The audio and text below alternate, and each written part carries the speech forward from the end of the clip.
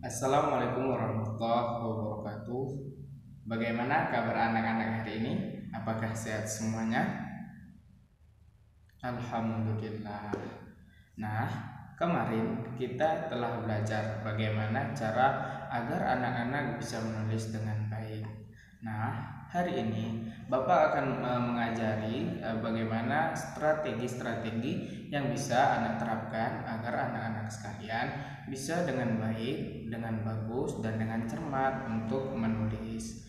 Nah, sebelum masuk ke pembelajarannya, alangkah baiknya kita membaca berdoa dulu ya. Nah, berdoa dimulai.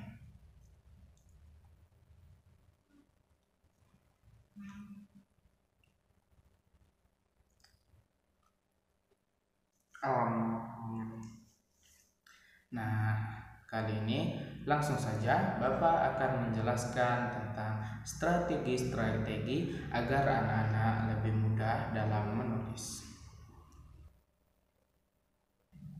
Nah, selanjutnya yaitu pembuatan kalimat efektif, yang mana di sini anak-anak harus bisa memilih kata-kata, kosakata, dan juga kalimat yang mana nanti apabila kosakata, kata-kata, dan kalimat yang anak-anak tulis ini akan mudah dibaca dan mudah dimengerti oleh teman-teman sebangku atau siapapun yang membaca tulisan anak-anak tersebut.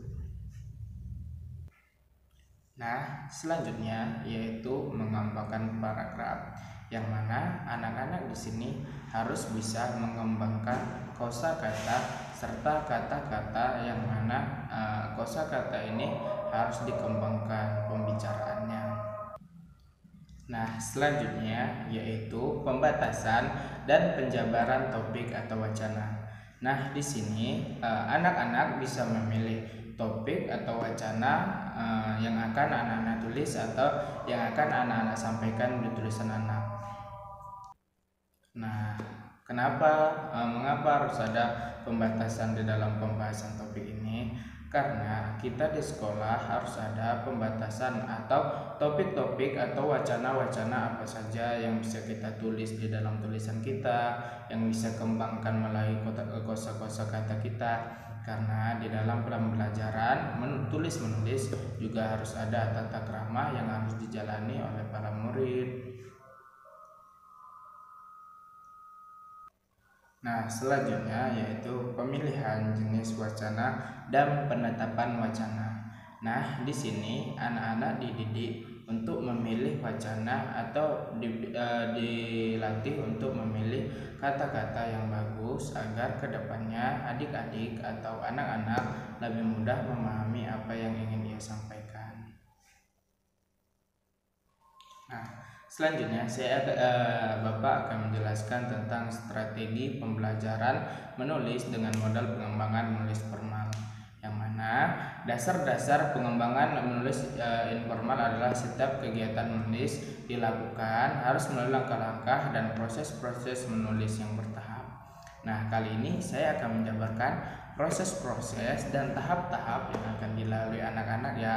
Nah, anak-anak tolong perhatikan agar anak-anak paham apa isi pembelajaran kita hari ini ya.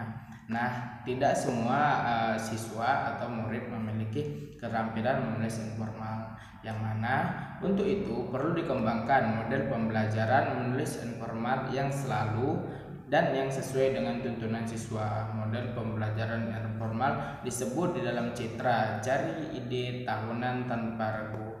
Nah, kali ini saya akan menjelaskan variabel dari model citra adalah sebagai berikut. Nah, perhatikan ya adik-adik. Nah, yang pertama yaitu model pembelajaran citra 1, yang mana model pembelajaran citra 1 ini ditunjuk untuk meningkatkan keterampilan siswa dalam menulis atau mengembangkan ide-ide yang mereka miliki. Dan langkah-langkah model ini yaitu yang pertama, mengajukan sebuah topik kepada siswa. Nah, di sini apabila contohnya yaitu Bapak memberikan suatu topik atau sebuah wacana yang akan dikembangkan oleh anak-anak. Nah, di sini anak-anak wajib untuk mengikuti dan meneruskan apa yang saya ucapkan, apa yang saya katakan di dalam sebuah tulisan atau di dalam sebuah teks. Nah, selanjutnya yaitu tugas siswa menuliskan ide-ide atau kata kunci yang berhubungan dengan topik. Nah, di sini siswa diwajibkan untuk memilih kata-kata kunci. Misalnya saya memberi topik atau wacana tentang berlibur. Nah, anak-anak mesti tahu dong bagaimana kata-kata kunci dari berlibur. Nah, misalnya di hari Minggu, berlibur itu sangat menyenangkan, berlibur itu membuat kita gembira. Nah, di sini anak-anak ditugaskan untuk membuat topik akan pembahasan tersebut. Nah, setelah anak-anak menulis, setelah anak-anak menjabarkan apa isi yang ada dalam teks itu, oleh sebab itu guru di sini wajib untuk memeriksa tulisan anak-anak sekalian. Nah, dan apabila nanti terdapat di dalam tulisan anak-anak kata-kata yang salah atau kosa-kosa kata yang salah, maka saya di sini wajib untuk memperbaiki dan memberitahu kepada anak-anak kata-kata apa saja yang benar, kata-kata apa saja yang salah. Nah, dan para siswa dan adik-adik wajib memperhatikan ya apa yang saya jabarkan ini. Nah, model yang kedua yaitu model pembelajaran citra 2. Nah, kali ini model citra 2 ditujukan untuk meningkatkan siswa menulis dengan kata-kata kunci. Nah, seperti hal tadi, ada juga tahapan-tahapan dalam pembelajaran citra 2 ini, yaitu saya mengajukan sebuah topik.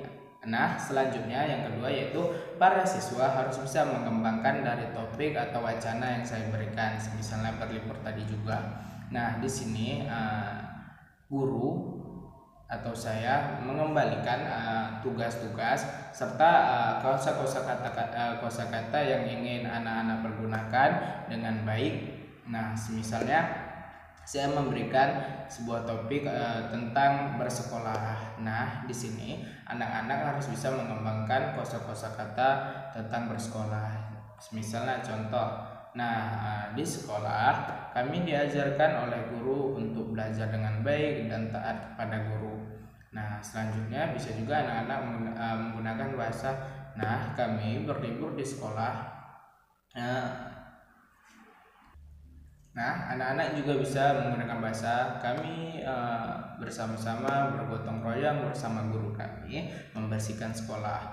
Nah, tergantung tema apa yang nantinya akan diberikan oleh guru. Nah, di sini siswa harus dituntut harus bisa mengembangkan kosa-kosa kata agar anak-anak nanti bisa menulis dengan baik ya. Nah, model selanjutnya yaitu model citra pembelajaran ketiga, yang mana di dalamnya model ini ditunjukkan untuk meningkatkan keterampilan siswa menulis ide-ide, kata kunci atau frase yang berkaitan dengan suatu topik ke dalam bentuk diagram atau cluster, yang mana ada 5 paragraf yang digunakan untuk menulis topik yang diajukan oleh siswa tersebut, yaitu cluster penceritaan, yang mana cluster ini bercerita tentang kehidupan ia sehari-hari, bagaimana ia di rumah, apakah ia membantu orang tuanya dalam kehidupan sehari-hari, apa ia membantu keluarga berdagang. Nah, cerita ini klaster penceritaan ini bebas apa saja yang akan diceritakan oleh murid, tetapi masih dalam koridor-koridor dan bahasa-bahasa atau cerita-cerita yang penting dan memiliki makna dalam konteks pembelajaran kita. Nah, selanjutnya yaitu cluster 5W 5W1H, yang mana ini ialah diuraikan topik dengan menjawab pertanyaan what, who, when, where, why, dan how. Nah, selanjutnya yaitu cluster penginderaan, yang mana cluster ini dapat diuraikan berdasarkan pengalaman indera penciuman pendengaran.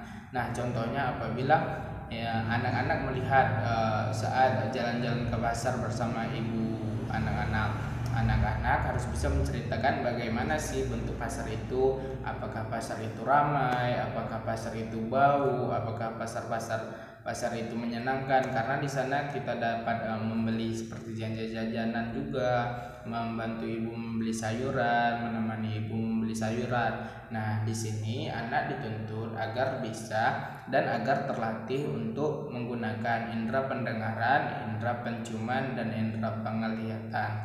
Nah, selanjutnya yaitu kluster pelaporan.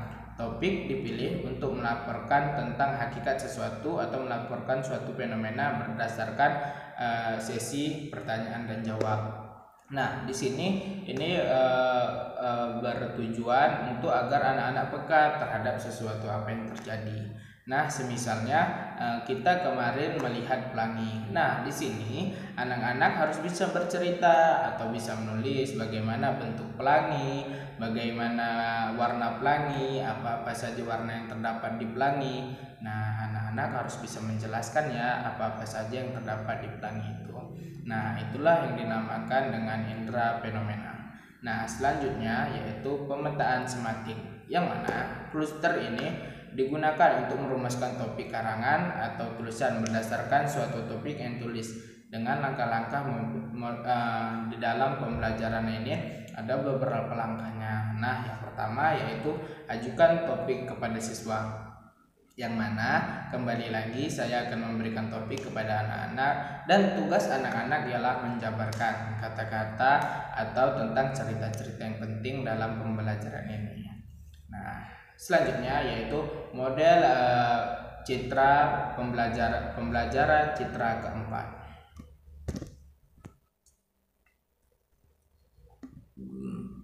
Nah, dalam model pembelajaran citra 4 ini ialah untuk bertujuan untuk meningkatkan keterampilan siswa menulis tanggapan atau respon terhadap fenomena-fenomena apa saja yang terjadi dalam kehidupan sehari-hari.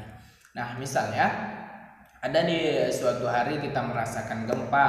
Nah, di sini anak-anak harus bisa menceritakan bagaimana fenomena gempa itu terjadi. Nah, bisa jadi anak menulis itu, gempa terjadi sangat dahsyat dan saya takut dan saya memeluk orang tua saya ketika gempa. Nah, di sini apabila itu bisa dijabarkan bahwasanya anak-anak bisa menggunakan indera anak dan indera kepekaan anak terhadap fenomena apa saja yang terjadi.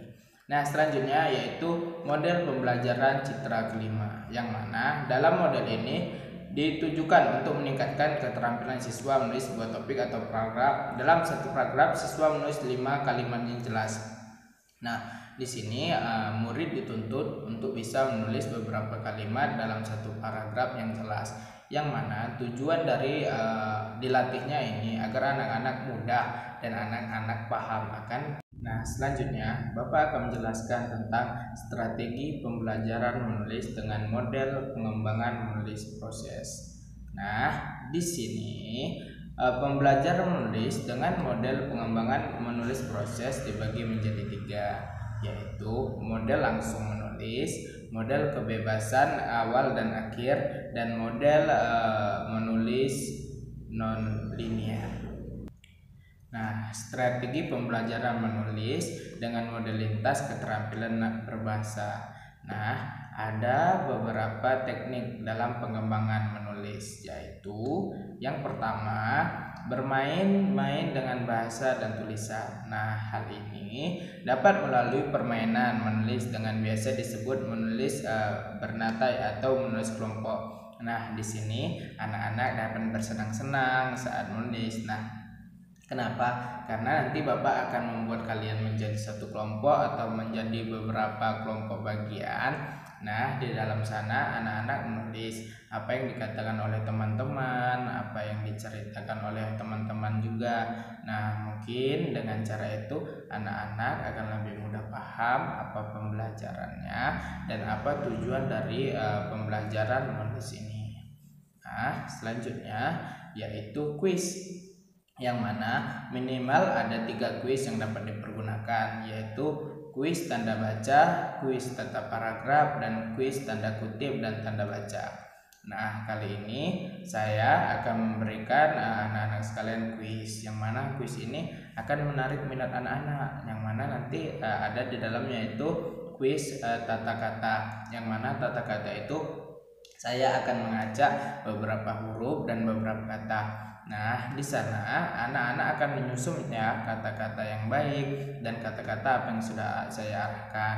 Nah, selanjutnya yaitu kata tanda kutip, yang mana anak-anak di sini belajar mana tanda kutip yang benar, mana tanda tanda kutip koma yang benar, mana tanda kutip seru yang benar, mana tanda kutip tanda tanya yang benar, dan mana tanda kutip titik yang benar.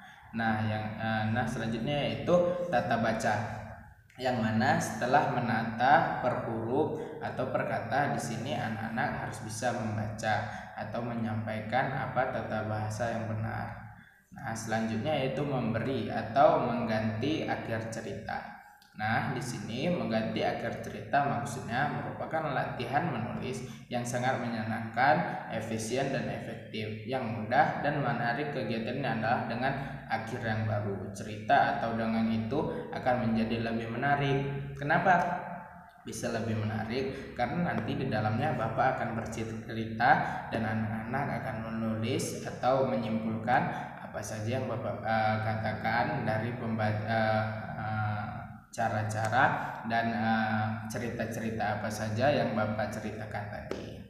Nah, selanjutnya yaitu menulis memiliki kata-kata yang luar biasa atau yang dilakukan di luar kelas.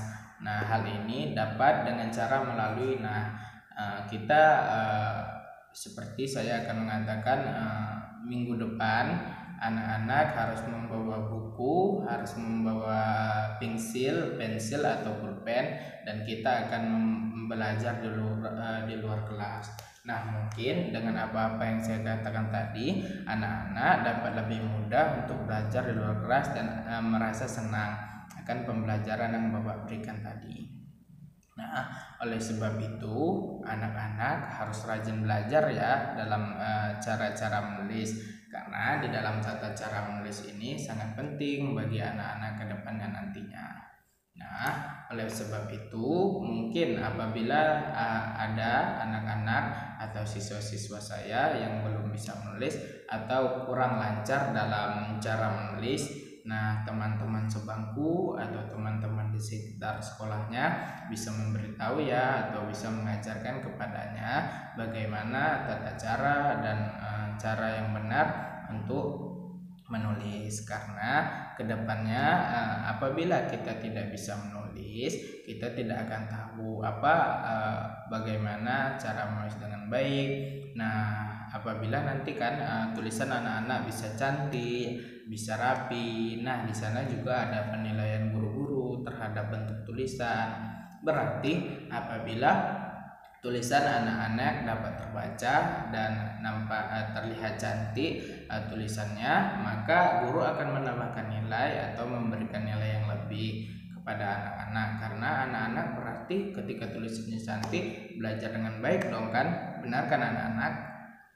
Nah, mau kan semua anak-anak saya tulisannya bagus-bagus dan cantik-cantik? Ya, biar agar nilai kita tinggi dan kita lebih mudah membaca. Nah, biasa di kelas tinggi nanti kan kita ada namanya kita mengisi pertanyaan atau mengisi jawaban. Nah, nantinya tulisan itu atau jawaban itu akan diberikan ke teman sebangku atau teman di sekitar kelas. Nah, apabila nanti tulisan kita bisa malu dong saat tulisan kita tidak rapi.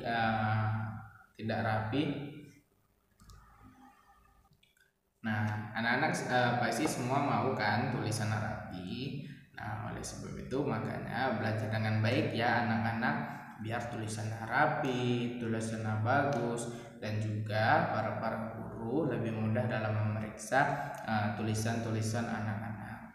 Nah, pesan saya perkuat bersama-sama teman, jangan pernah apabila teman ada yang tidak menulis dihina atau diejek, karena itu akan menurunkan mental teman-teman sekalian. Nah, oleh sebab itu marilah kita belajar dengan baik, menghargai teman, dan terus berusaha untuk menjadi pribadi atau orang-orang yang baik. Karena orang pintar saja tidak akan cukup dalam kehidupan kita sehari-hari. Nah, selain kita pintar, kita harus berbudi tinggi dan lebih mengutamakan keluarga, teman dan kerabat di sekitar kita. Nah, mungkin sampai sini saja pembelajaran kita anak-anak di hari ini. Semoga anak-anak semua paham akan apa yang saya sampaikan dan mengerti apa tujuan dan strategi pembelajaran menulis ini, dan semoga kedepannya anak-anak bisa cantik ya tulisannya. Oke, mungkin sampai sini saja pembelajaran dan pengajaran kita hari ini. Mungkin apabila ada salah kata saya mohon maaf. Nah, saya akhiri pembelajaran kita pada hari ini dengan mengucapkan alhamdulillahirabbil alamin. Saya akhiri. Assalamualaikum warahmatullahi wabarakatuh.